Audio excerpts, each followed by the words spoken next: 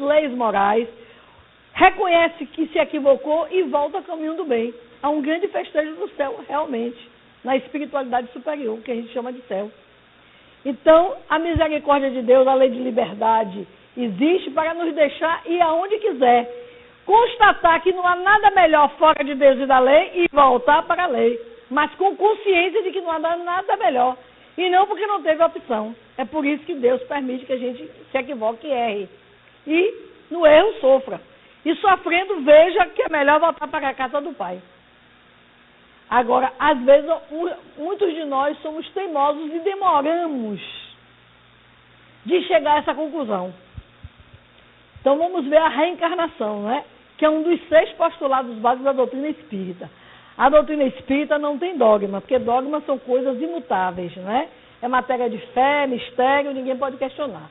A nossa doutrina não tem dogma, mas tem pilares, postulados, princípios, que para você ser espírita, tem que acreditar e vivenciar. Os 6 postulados da doutrina: primeiro, a existência de Deus, de um Deus Pai misericordioso e bom, justo, que não dá pedra a quem lhe pede pão, mas dá a cada um segundo suas obras. Sou eu que estabeleço que tipo de relação Deus vai manter comigo a partir da minha atitude. Então Deus não castiga, não condena, não pune, Deus faz leis. Que eu me entre em relação com essa lei, e essa lei já tem a sua própria dinâmica e me devolve, me responde conforme eu lido com essa lei. Então, se eu sou diabético e como açúcar, não é um castigo se eu vou ter um coma diabético. É uma consequência de eu já ter uma dificuldade e insistir em transgredir aquela minha dificuldade. Então, não existe castigo. Existe como eu me relaciono com as leis biológicas e morais. Além da compreensão desse Deus que é Pai de todos, portanto não toma partido, aí o espírita não vai fazer promessa, porque a promessa seria barganhar com Deus. Promessa seria eu querer fazer comércio com a crença. Então a gente pede, suplica e aguarda, mas não barganha. Porque esse Deus, no espiritismo, é um Deus imutável e perfeito, e onipresente, e onisciente. Então, eu não posso me esconder da verdade que ele já sabe. Nós acreditamos, como espírita, na pré-existência e na sobrevivência do espírito a este corpo, portanto, na imortalidade. Nós acreditamos que a gente volta várias vezes em vários corpos até aprender tudo, que é a reencarnação. A gente sabe que existem muitos mundos habitados, onde nós vamos aprender as lições que cada um de nós precisa aprender de acordo com sua evolução. O 5º postulado é o da comunicabilidade ou mediunidade. E o 6º são as leis morais, que sempre a gente tem que estar abrindo o livro dos Espíritos, no livro 3º, e lendo as leis morais, que é a lei de adoração, de conservação, de destruição, de reprodução, de igualdade, de liberdade, de sociedade, do trabalho, do progresso, do amor, justiça e caridade. Então eu tenho que estar sempre me analisando, eu estou dentro da lei, para eu não estar hoje resgatando promissórias de outras existências e fazendo novas dívidas, porque acho que eu já estou todo certo e continuo fazendo pequenas transgressões, porque são humanas. Mas só que eu já tenho um nível de consciência tal que aquela transgressão que para um não é mais transgressão, ou ainda não é, porque ele não tem a consciência, para quem tem a consciência desenvolvida é. E eu vou responder por aquela má conduta. O que é que significa a reencarnação, o retorno do espírito ao plano físico e um novo corpo? Assim como a gente troca de roupa, troca de corpo. Não é ressurreição, como acreditam algumas religiões, porque o corpo físico é outro, não aquele corpo que estava apodrecido, que ressurge, não, é um novo corpo. Faz parte do corpo de crença de todas as grandes religiões, inclusive do catolicismo, foi retirado no concílio de Constantinopla em 553 da nossa era. Reencarnação é a 2ª letra, está lá no Evangelho, é a 2ª letra do alfabeto divino. A primeira é amor, a 2ª é reencarnação, que é na reencarnação que Deus prova a gente, que nos perdoa e nos oportuniza de novo a aprender a experimentar até acertar. Qual é o objetivo da reencarnação? Para a gente entender, porque tem provas e expiações no lar, que é o aperfeiçoamento progressivo da humanidade. Reajustar faltas passadas. Reconciliar com os adversários. Ressignificar relacionamentos conflituados ou mal resolvidos. É a oportunidade também para viver novas e enriquecedoras experiências que podem ser até difíceis para quem as escolhe, mas que conduzem ao progresso, se vividas adequadamente. Conscientização de que é que nós somos, que somos espíritos, não matéria. Eu preciso da matéria para entender que eu não sou material. Mas para o nosso caso, a maioria de nós está aqui reajustando faltas passadas, reconciliando com os adversários. Por isso tem as famosas ovelhas negras da família, né? Aquele diferente. Muitos relacionamentos, né? Que as pessoas se suicidaram porque tinham amor e foi traído. Então hoje vem para entender que ninguém é de ninguém, nem ninguém vale a pena ninguém tirar a vida porque o outro lhe traiu.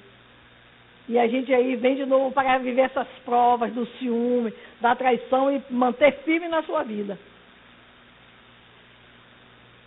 Escolhas das provas e expiações necessárias.